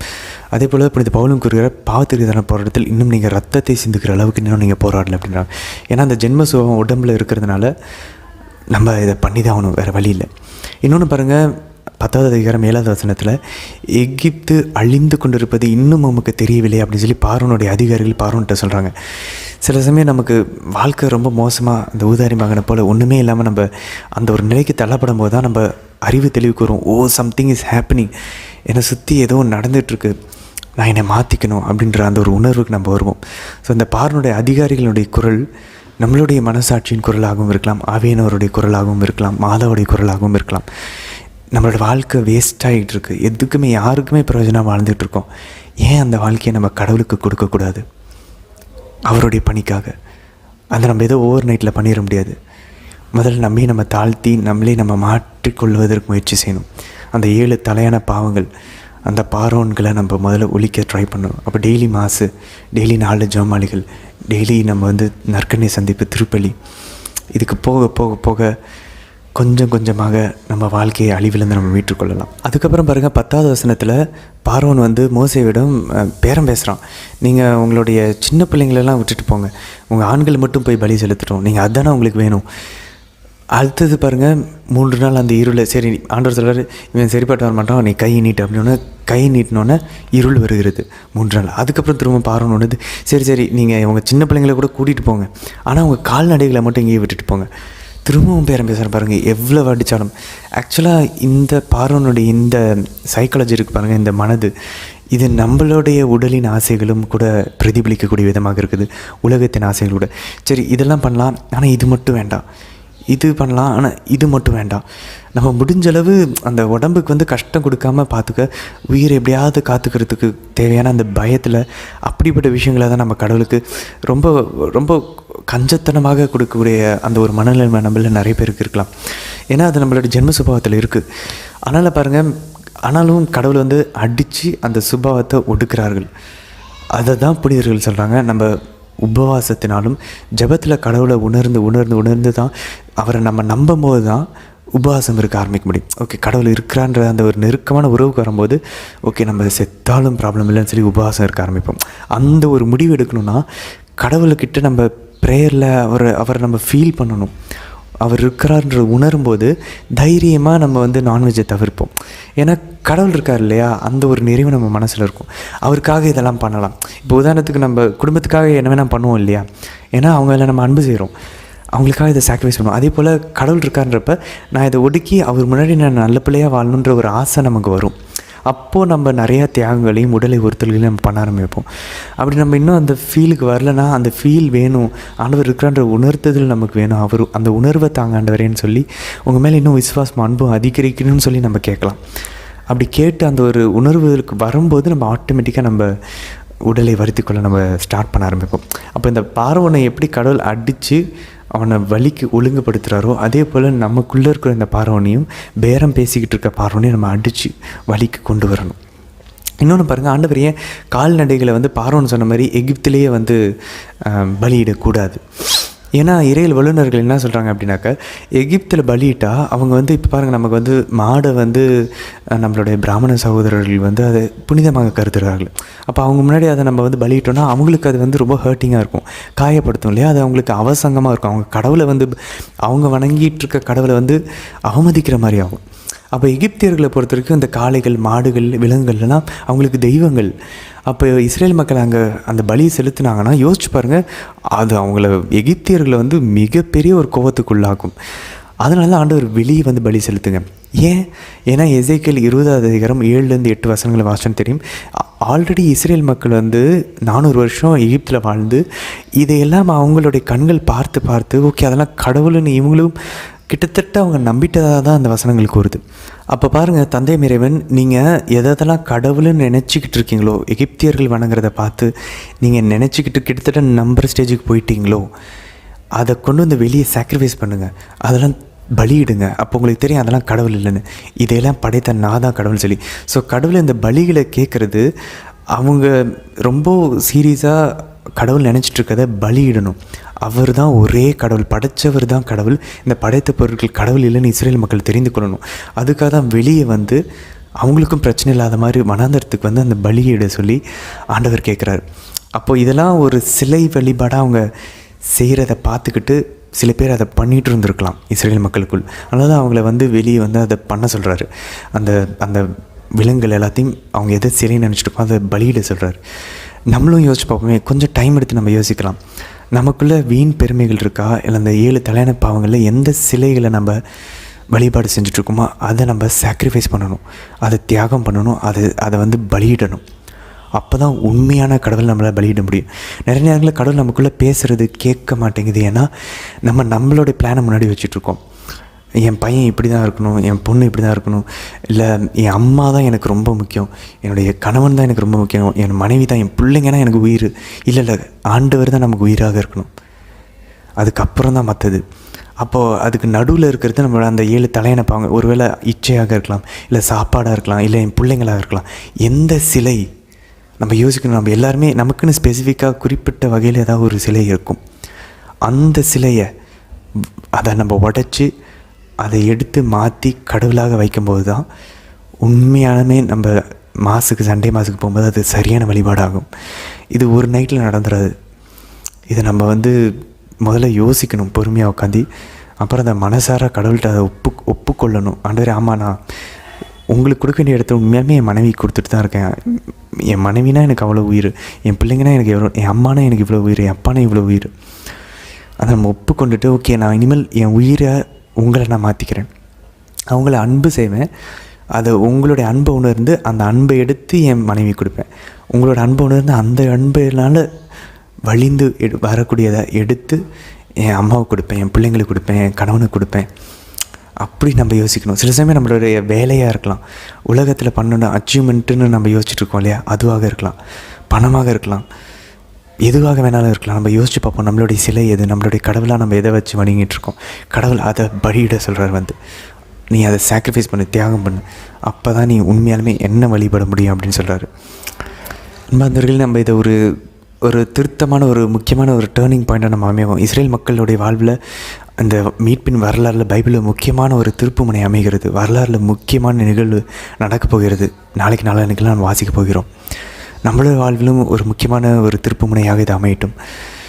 நம்ம கேட்கலாம், நம்ம உடனே மாற்றணும்னு நம்ம எதிர்பார்க்க வேண்டாம், மாறணும்னு எதிர்பார்க்கல, ஆனால் மாறணும்னு ஆசைப்படுறேன்னு சொல்லி கடவுள்கிட்ட நம்மளோட விருப்பத்தை தெரிவிக்கலாம். Things will change. யோசிப்போம். இது ஒரு பக்கம் இருக்கட்டும். இன்னொன்று, லேவியர்களுடைய அந்த பலிகளை எப்படி செலுத்தணும் நம்ம பார்த்துட்டோம். இன்றைக்கி அந்த பலிகளை செலுத்துறதுக்கான குருக்களை ஆண்டவர் திருநிலைப்படுத்துகிறார். அந்த ஆர்டினேஷன், அந்த திருநிலைப்படுத்துதலினுடைய அந்த சடங்குகளை நம்ம பார்த்துட்ருக்கோம். இதை நம்ம பார்த்தோம் அப்படின்னாக்கா, இது 6 ஸ்டெப்ஸில் பண்ணுறாரு கடவுள். மோசே பண்ண சொல்லி கட்டளையிடுகிறார். முதல்ல ஆரோனையும் அவர்களுடைய புதல்வர்களையும் மோசே கழுவுகிறார். லேவியர் 8ஆம் அதிகாரம் 5ஆவதுலேருந்து 6ஆவது வசனங்களை வாசிக்கிறோம். இது நமக்கு ஞாபகப்படுத்த, இறுதி ராவணவின் போது ஆண்டவர் இயேசு புதிய மோசே அங்கே ஒரு குருத்துவத்தையும் பலியும் செலுத்தப் போகிறார். அப்போ அந்த குருத்துவத்தை திருநிலைப்படுத்துகிறார் அப்போஸ்தலர்களை குருக்களாக. அப்போ அவர் என்ன பண்ணுறார் பாருங்க, முதல்ல அவருடைய மேலாடையை கழட்டி வச்சுட்டு இடைக்கச்சையை கட்டிட்டு அப்போஸ்தலர்களின் பாதங்களை கழுவுகிறார். யூதர்களுடைய வழிமரபின் அவங்களுடைய கலாச்சாரத்தின்படி ஒருத்தர் அவருடைய கால்களை கழுவினார், அவருடைய உடலை பரிசுத்தமாகிறதுக்கு சமமாகும். அப்போ இந்த புதிய மோசேங்க ஒரு புதிய திருநிலைப்படுத்தலின் அந்த சடங்கை துவங்கி வைக்கிறார். எதுக்கு? புதிய ஒரு பலியை, புதிய உடன்படிக்கையின் பலியை செலுத்துவதற்கு. எவ்வளோ அழகாக அந்த அலகரிக்கல் சென்ஸ் இருக்குது பாருங்கள். புதிய மோசே இதை தான் பண்ணுறாரு. அதுக்கப்புறம் பாருங்கள், ஆரோனுக்கு அந்த தலைமை குருவினுடைய ஆடைகளை அணிவிக்கிறார். 2வது ஸ்டெப் அது. ஸோ ஃபஸ்ட்டு கழுவுறாரு, அப்புறம் ஆடைகள் அணிவிக்கிறார் 2வது. 3வது எண்ணெயினால் அபிஷேகம் பண்ணுகிறார். இதை எங்கே வாசிக்கலாம்? 10லேருந்து 14 வசனங்கள் நம்ம வாசிக்கிறோம். பாருங்களேன், இந்த ஆடைகள் நம்ம கத்தோலிக்க திருச்சபையில் நம்ம அதை தான் பின்பற்றி கொண்டு இருக்கோம். அடுத்தது பாருங்கள், அந்த எண்ணெயை பயன்படுத்துறது. இது நம்ம மார்க் நற்செய்தி 6ஆவது அதிகாரம் 13ஆம் வசனத்திலும், யாக்கோபு 5ஆவது அதிகாரம் 14ஆவது வசனத்திலும் நோயுற்றோர்களை எண்ணெய் பூசி அப்போஸ்தலர்களை கடவுள் அனுப்புகிறாரு குணமாக்க சொல்லி. பின்னாடி யாக்கோபு அதை பண்ண சொல்லி 5ஆவது அதிகாரம் 14ஆவது வசனத்தில் அதை பண்ண சொல்லி சொல்கிறாரு. யாராவது உங்களில் நோய் பூசினால் திருச்சபையின் மூப்பர்களை அழைத்து, அதான் குருக்கள் ஆயர்களை அழைத்து எண்ணெயை பூசி ஜெபிக்க சொல்லுங்கள் அப்படின்றாரு. அப்போ பாருங்களேன், இந்த எண்ணெயை பூசுறது எப்படி அப்போஸ்தலர்களுக்கு தெரிஞ்சு? ஏன்னா ஆண்டவர் அப்படி தான் சொல்லி அனுப்புகிறாரு. அப்போ அந்த புதிய மோசே இந்த புதிய அப்போஸ்தலர்களாகிய குருக்களுக்கு எண்ணெயை கொடுத்து அனுப்புகிறாரு திருநிலைப்படுத்துறதுக்கு, அவர்களை நோய்களை குணமாக்கிறதுக்கு. அப்போ பாருங்கள், இந்த யூத வேர்கள் தான் நம்ம எண்ணெயை எடுத்து பூசிக்கிட்டு இருக்கோம் இன்றைக்கும். இது ஏதோ ஒரு பிறனத்தவர்களுடைய சடங்கு முறைகள் கிடையாது. பிரிந்து போன சகோதரர்களுக்கு இதை நம்ம எடுத்து சொல்லணும். இந்த ஆடைகள், இந்த எண்ணெய் பூசுதல், இது எல்லாமே யூத வேர்கள் உண்டு, பழைய ஏற்பாட்டின் வேர்கள் உண்டு இதுக்கு. அப்போ பாருங்கள், நம்ம இந்த லேவியர் 1லேருந்து 7 அதிகாரங்களில் பல்வேறு 5 விதமான பலிகள் எப்படி செலுத்தணும்னு பார்த்தோம். இந்த பலிகள் எல்லாம் ஒன்றாக சேர்த்து எல்லா பாவ கழுவாய் பலி, பாவப்போக்கு பலி, எல்லா நல்லுறவு பலிகள் எல்லாத்தையும் எடுத்த ஆண்டவர் ஒன்றாக அவருடைய உடலிலும் ரத்தத்திலும் கொடுத்துட்டார். இன்னொன்று பாருங்கள், அதை செய்கிறதுக்கு குருக்கள் வேணும் இல்லையா? அதையும் ஆண்டவர் புதிய ஏற்பாட்டில் அதை நிறைவேற்ற பாருங்க, அதை திருநிலைப்படுத்துகிற பாருங்க அப்போஸ்தலர்களை. அப்போது அந்த பழைய ஏற்பாட்டில் ஆண்டவர் ஏன் தயாரிக்கிறார்? ஏன் இதெல்லாம் கொடுக்கணும்? ஆண்டவருக்கு வேறு வேலை இல்லையா? ஆண்டவர் இந்த புதிய உடன்படிக்கையில் புதிய பலியை செலுத்துவதற்கு புதிய குருக்களை நம்ம யூதர்களினுடைய கண்களிலிருந்து பார்த்து புரிந்து கொள்வதற்காக தான் இந்த பரிசுத்தமான ஒரு இனத்தை எடுத்து இவர்களை பரிசுத்தமாக தயார்படுத்துகிறாரு. இஸ்ரேல் மக்கள் எல்லாமே குருக்கள், அரசர்கள், இறைவாக்கினர்கள். அதிலிருந்து லேவியர் குலத்தை மட்டும் எடுத்து, அந்த 12 குலத்திலேருந்து ஒரு குலத்தை எடுத்து அவர் திருநிலைப்படுத்துகிறாரு. அதே போல் தான் பாருங்கள், கிறிஸ்தவர்கள் நம்ம எல்லாருமே குருக்கள், அரசர்கள், இறைவாக்கினர்கள். ஞானஸ்தானத்தின் வழியாக அதான் புனித பேதுரு அவருடைய கடிதங்கள் நம்ம வாசிக்கிறோம். ஆனால் அதிலிருந்து ஒரு சில பேரை எடுத்து இந்த மினிஸ்ட்ரியல் ப்ரீஸ்ட்ஹுட்க்கு ஆண்டவர் ஏற்படுத்துகிறார். அப்போ பாருங்கள், இது ஏதோ பழைய ஏற்பாட்டில் விட்டுட்டு போகிறதுக்குல, அதன் ஒரு உருவகமாக அது எல்லாமே பழைய ஏற்பாட்டில் நடக்கிறதெல்லாம் புதிய ஏற்பாட்டில் தான் அது புதுசாக அதே ஆடைகளை அணிந்து அதே புதிய இஸ்ரேலின் குருக்கள் அந்த புதிய உடன்படிக்கையின் திருப்பலியை நிறைவேற்றுகிறார்கள். ஸோ ஆண்டவர் சாத்தானுடைய தலையை நசுக்கி எல்லா இனத்திற்கும் பாருங்கள், அந்த இஸ்ரேலில் மட்டும் நடந்துகிட்ருக்க இந்த பலிகள், இந்த ஆரோனின் இந்த குருத்துவம் பின்னாடி ஆண்டவர் இயேசு வழியாக, மாதாவின் வழியாகவும் மாதாவின் வித்தாகிய ஆண்டவர் இயேசுவின் வழியாக திருச்சபை உலகம் எங்கும் பரவி உலகம் முழுசாக இன்றைக்கி பலிகள் செலுத்திட்டுருக்கோம். பாருங்கள், இந்த பழைய ஏற்பாட்டு லேவியர் பலிகள் ஒன்றாக இணைந்து இன்றைக்கி உலகம் முழுசும் தந்தைக்கு உகந்த பலியை நம்ம செலுத்திக்கிட்டு இருக்கோம். அப்போ பாருங்கள், ஒரு தேசத்தை எடுத்து ஆண்டவர் அதை தயார்படுத்தி இன்றைக்கி உலகம் ஃபுல்லாக சர்ச் ஸ்ப்ரெட்டாக இருக்குது. அங்கங்கே கத்தோலிக்க திருச்சபை இருக்குது. அங்கங்கே ஆண்டவர் இயேசுக்கு உகந்த பலியை ஆவியிலும் உண்மையிலும் நம்ம செலுத்தி கொண்டிருக்கிறோம். என்ன பலி அது? ஆண்டவர் இயேசுவையே தந்தைக்கு ஆவியானவர் வழியாக நம்ம பலி செலுத்தி கொண்டிருக்கிறோம். அதுக்கான குருத்துவ ஆடைகள், அதுக்கான குருக்கள் ஆண்டவர் முன்குறித்து பழைய ஏற்பாட்டில் தயார் செய்து கொண்டிருக்கிறார். இவ்வளவு கனெக்ஷன்ஸ் இருக்குங்க ஆண்டவருக்கு. பாருங்கள், இந்த பழைய ஏற்பாட்டில் இந்த லேவியர் குருக்களை மோசே வழியாக ஆரோனின் புதல்களையும் திருநிலைப்படுத்தும் போது நம்ம மனசில் இருக்கிறோம், தந்தையோட மனசில் ஒரு நாள் என் மகன் கீழே இறங்கி உலகமெங்கும் ஒரே பலியே இதனுடைய நிறைவை செலுத்துவதற்கு ஒரு புதிய உடன்படிக்கையும் புதிய பலியையும் புதிய குருக்களையும் அவர் திருநிலைப்படுத்துவார்னு தந்தை மனசில் வச்சு இந்த இன்ஸ்ட்ரக்ஷன்ஸ், இந்த அறிவுரைகள் எல்லாத்தையும் மோசேவுக்கு கொடுத்து கொண்டிருக்கிறார். இதை நம்ம புரிஞ்சுக்கணும், இந்த பேக்ரவுண்டை. ஸோ 6 ஸ்டெப்பில் முதல்ல ஆரோனை கழுவுறாரு, அப்புறம் ஆரோனுக்கு ஆடைகள் அணிவிக்கிறார், அப்புறம் ஆரோனின் தலையில் எண்ணெய் பூசி அந்த பலிப்பீடம், அதனுடைய பலி பொருட்களை ஏந்தக்கூடிய அந்த கிண்ணங்கள் எல்லாத்தையும் அவர் திருநிலைப்படுத்தி அர்ப்பணிக்கிறார். நம்ம பாருங்கள், ஒரு கோயிலை புதுசாக கட்டினதுக்கப்புறம் அதை அர்ப்பணிக்கும் போது, திருநிலைப்படுத்தும் போது அந்த பலிப்பீடத்தை ஆயர் எண்ணெயை பூசி அவர் கையால் அதை திருநிலைப்படுத்துவார். இப்படி மோசே பண்ணாரோ அதே போல் புதிய எருசலேமில் புதிய திருச்சபையில் இருக்கக்கூடிய புதிய குருக்கள், ஆயர்கள் இதை பண்ணுறாங்க. அதை நீங்கள் பார்த்துருந்தீங்கன்னா நல்லா இருந்திருக்கும், அழகாக இருந்திருக்கும். ஸோ இது ஒரு பக்கம் இருக்க. 4வது ஸ்டெப் பார்த்தோன்னாக்கா, ஆரோனின் புதல்வர்களுக்கு அவர் ஆடைகள் அணிவிக்கிறார். அவர்களுக்கு திருநிலைப்படுத்துதலின் அந்த பலியை செலுத்துகிறார் மோசே. அதுக்கப்புறம் பாருங்கள், முதல் பலியை மோசே செலுத்துகிறார். அப்புறம் பின்னாடியே ஆரோன் அவருடைய புதல்வர்கள்லாம் செலுத்துவாங்க. முதல் பலியை ஆண்டவர் இயேசு செலுத்துகிறார். அதுக்கப்புறம் பேதுருவும் அவருடைய கூட இருந்த அவருடைய சகோதர அப்போஸ்தலர்கள் பலி செலுத்தினாங்க. இன்றைக்கி அது இன்று வரைக்கும் குருக்களால் நமக்கு பலி செலுத்தப்பட்டு கொண்டிருக்கிறது. அடுத்தது என்ன பண்ணுறாங்க, அந்த பலியினுடைய திருநிலைப்படுத்தலின் பலியினுடைய அந்த மாமிசத்தையும் அந்த அப்பத்தையும் அவர் சாப்பிட சொல்கிறார். நம்ம பின்னாடி பார்ப்போம், அந்த பாஸ்கா அந்த கடத்தலின் போதும் பாஸ்கா உணவின் போதும் சரி, எப்பயுமே இந்த இறைச்சியும் அப்பமும் ஒன்றாகவே கொண்டிருக்கும், ஃப்ளெஷ்ஷும் ப்ரெட்டும். ஏன்னா பின்னாடி அது ரெண்டையும் புதிய உடன்படிக்கையில் ஆண்டவர் ஒன்றாக இணைத்து இறுதி உணவின் போது அப்பத்தை எடுத்து, இது உங்களுக்காக கையளிக்கப்படும் என் இறைச்சி, என் உடல். யோவான் நற்செய்தி 6வது அதிகாரத்தில் ஆண்டவர் கூறுவார், என் தசை, என் இறைச்சி, என் சதையை உண்டு நீங்கள் என் இரத்தத்தை குடித்தால் ஒழிய நிலை வாழ்வை பெற மாட்டீங்க அப்படின்றாரு. ஸோ இந்த அப்பத்தையும் இந்த இறைச்சியும் புதிய உடன்படிக்கையில் ஆண்டவர் புதிய மோசே அதை ஒன்றாக இணைத்து திருச்சபைக்கு கொடுக்கிறார். அப்பத்தின் வடிவில் ஆண்டவருடைய உடலை, அவருடைய மாமிசத்தை நமக்கு கொடுக்கிறார். அதனால் இந்த ஒரு பேட்டர்ன் நம்ம பழைய ஏற்பாட்டில் தொடர்ந்து வாசித்து கொண்டே இருப்போம். அன்பர்களே, இந்த பலியை செலுத்தும் போது மோசேவும் ஆரோனுடைய புதல்வர்களும் எவ்வளோ தேவ பயத்தோடு செலுத்தியிருப்பாங்க யோசிப்பாருங்களேன். அவர் ஆண்டவர் கொடுத்த அந்த கட்டளைகள்லாம் அப்படியே கண்ணும் கருத்துமாக கடைபிடிச்சிருப்பாங்க. கொஞ்சத்தை எடுத்து தெளிக்கணும், அதுக்கப்புறம் எடுத்து கீழே ஊற்றணும், அதுக்கப்புறம் அதை பீடத்தின் மேலே அதை தெளிக்கணும், மக்கள் மேலே தெளிக்கணும், எண்ணெய் எடுத்து பூசணும். அந்த வழிமுறைகள்லாம் எவ்வளோ தேவ பயத்தோடு அதை செய்திருப்பாங்க பாருங்களேன். அப்போ நம்ம புதிய திருப்பலியில் நிறைவேற்றுகின்ற குருக்களும் அதில் பங்கெடுக்கிற நம்மளும் எவ்வளோ பயபக்தியாக இருக்கணும். ஏன்னா இங்கே விலங்குகளை நம்ம பலியிடல, ஆண்டவரையே பலியெடுக்கிறோம். அதுதான் எனக்கு தோணுச்சு, நம்ம இதையே இவங்க எவ்வளோ பரிசுத்தமாக எடுத்து பண்ணுறாங்கன்னா, புதிய ஏற்பாட்டில் நம்ம எவ்வளோ பரிசுத்தமாக பயத்தோடையும் நம்ம பண்ணணும். பயம் மட்டும் இல்லை, அவர் மேலே இருக்கக்கூடிய மரியாதையோடையும் அன்போடையும் நம்ம பண்ணணும். ஏன்னா அவர் ஏதோ சும்மா நம்ம பலி கொடுக்கல, அவரே விரும்பி அவரையே ஆண்டவர் பலி செலுத்தினார் சிலுவையில். அதை நம்ம நினைவு கூர்ந்து திரும்பவும் ஒப்பு கொடுக்குறோம்.